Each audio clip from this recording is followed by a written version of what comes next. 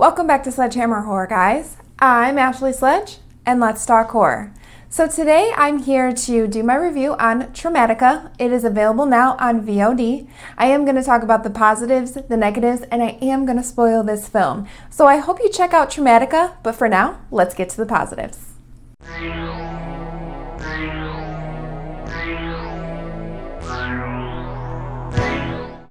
Some of the positives, the practical effects are really good. There's really creepy imagery. It begins in like this really dark, abandoned looking home, and it's just super creepy looking.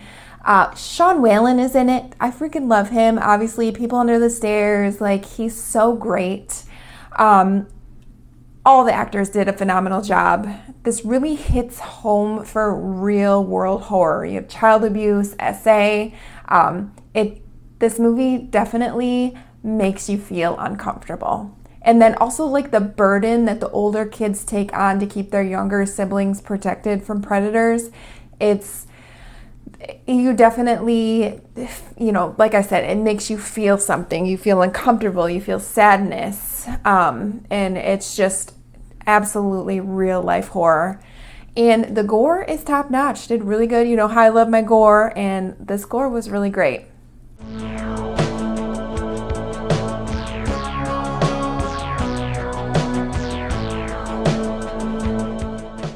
Some of the negatives, there's lots of time jumps between the future and the past, and I know they're telling a story and they begin in the future, but it keeps going back and forth, and it might be confusing, to like follow along a little bit.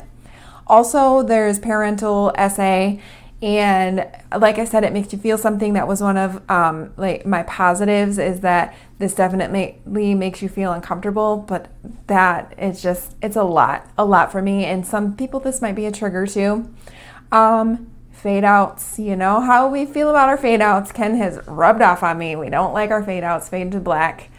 And the ending, it just seems like they didn't know how to end it.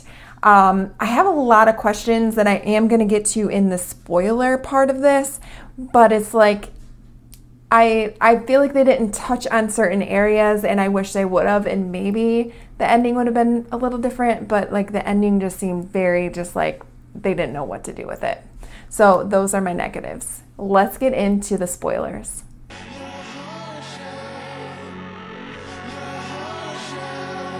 Alright guys, now I'm going to start spoiling things, so please give Traumatica a watch and then come back and watch my spoilers. But it begins in Egypt, 1910. There's a man, he's burying a statue, and then he kills himself, and he's having like these flashbacks of his son's face, and he's just like asking him to forgive him, and he starts like thrashing all around, and it looks like he releases this like demon. So here's where the flashbacks and the flash forwards come. It's now 2003. We're in Pasadena, California, and a young boy named Mikey calls 911 on his mom. And Mikey's mom just looks possessed and sounds possessed, and he's hiding from her. She goes back and forth between like crying and apologizing and then into the monster again. And this is when she attacks him, and it cuts to them just sitting there watching TV. And on the TV, there is this reporter talking about a missing kid, and come to find out, it's Mikey. His real mother is begging for whoever took him to return him. And the cops, they show up to this house because he called 911. And the woman answers, and before she answers, she tells Mikey, if you make a sound, the monster will come out again and get him. So he can't talk. This is when the cop kind of like forces his way in, and she runs off, and he finds other victims in her basement, and the demon woman kills the cop. Then we do another time jump to 1 year earlier, and there's this man named John. He has this Egyptian statue that we've seen from the beginning, and he gets a call from his friend who we love, and he says, don't open it. This is a portal to bring out this demon if you take off its head, and it says to keep away from children. It's this Volpazu. I can't say its name, but he possesses children, or he possesses people and preys on children to abuse them, and it spreads like a disease. So one person gets possessed and then they can possess other people.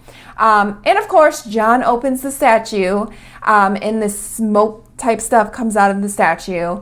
And this is where this starts to get really heavy. The beginning is heavy too with the child abuse, but this is when John essays his oldest daughter, and it's horrible. It's so hard to like watch, because you can just see in her face that she's scared of her own father.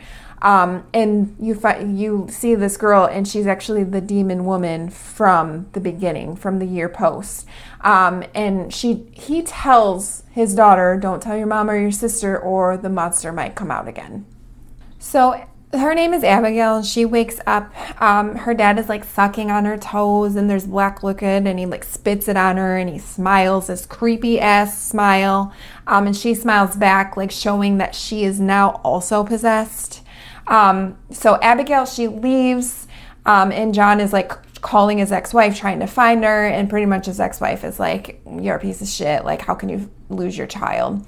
Abigail is in this like abandoned place now, and she takes a pregnancy test, and it's positive. And again, this is very dark, and it gets really heavy, and she takes a hanger and, sticks it up there.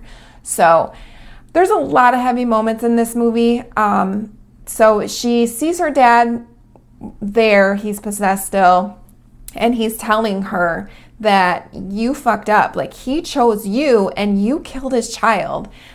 So she like starts cutting her arm, and it goes back and forth between her cutting her arm and him doing it to her. And she kind of like sees her dad a lot, this possessed dad of hers. So he's like, well, I guess Alice is her little sister. And he's like, I guess we'll have to do that to her instead. I'll pay her a little late night visit like I did you. And she's begging. Please leave Alice alone. And her dad's like, well, he wants a little boy. So this is when Abigail has to find another child for the demon. So she abducts this boy at the park, but he ends up dying. And so her dad's telling her where another little boy is that always is playing in his yard in the afternoons, and he will be the one that she needs. So this is when we jump back to where the cops were trying to figure, where they find all the boys in the basement, and Abigail is hiding, and she's just like, I can't do this anymore, and she shoots her head clean off. And the demon then starts chasing Mikey, and Mikey shoots the demon. So Alice's dad finds out from the radio that she was found dead from her gunshot wound, and that she is now the suspect of the kidnapping and killing of 3 children. So he's in the bathtub listening to the radio, and he literally puts the radio in the tub, unaliving himself. Now we jump to 20 years later. Alice, her little sister, wrote a book called Mommy Monster. And she's on this talk show talking about her older sister. And the talk host, she's such a bitch. She like just wants views. And she's like really like digging into Alice about her sister Abigail. And so later, Alice is watching this broadcast about Mikey and how he has severe PTSD from what he went through with Abigail, and how he is obsessed with these little boys, the dead little boys, the ones that actually died. And John's friend that was like waiting for the statue was also on the broadcast and was like, Abigail was possessed, and it's because of her dad, because he opened that statue. Also, Mikey ends up showing up at Alice's house, which is just really creepy. He's like a little ghost, and then he like, it's Halloween, he's trick-or-treating, and then he just grows. Like, that was very creepy and cool. And pretty much tells her she isn't safe, that his mommy, meaning Abigail, cannot protect her anymore, and that he's sorry, but he brought the demon to Alice. So Mikey kills Alice's boyfriend. Who came over to check on her because she wasn't answering.